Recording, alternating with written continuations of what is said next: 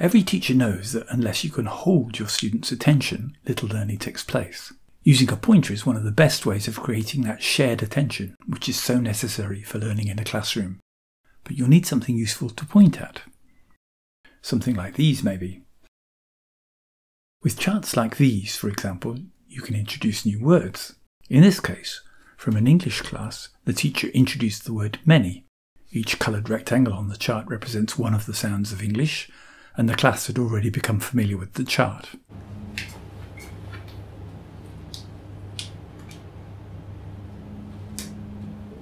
Many. Many. Many. Many. Many. Many. Many. Many. Working like this, a teacher can give students a new word and ensure good pronunciation and word stress. Students can explore how to pronounce a familiar word. In this case, a student used the chart to explore how Switzerland, his home country, should be said in English.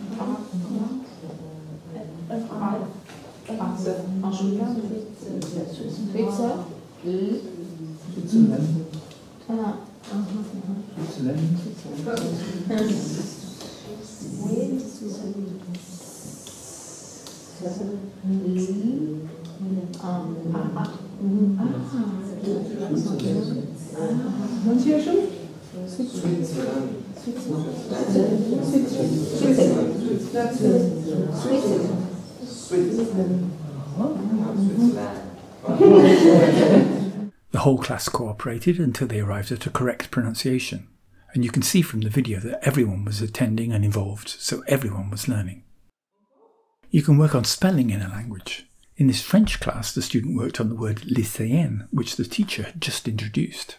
He started by pointing its sounds on the sound colour chart, and then worked out how it should be written on the spelling chart.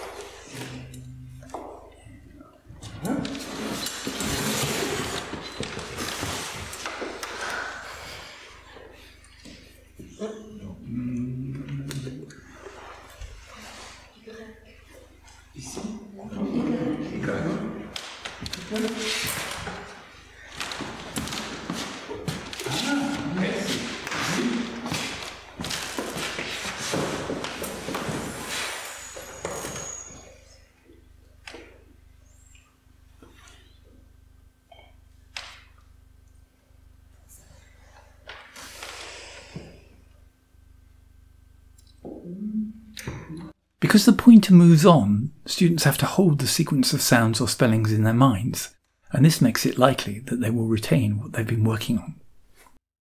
You can use a chart and a pointer to get across the way a language shapes the melody of its sentences. In this case, a Japanese student had said the grammatically correct sentence, "There are more of your odds than mine." But the way that she said it didn't really sound English. But then the teacher helped the class to shape it properly.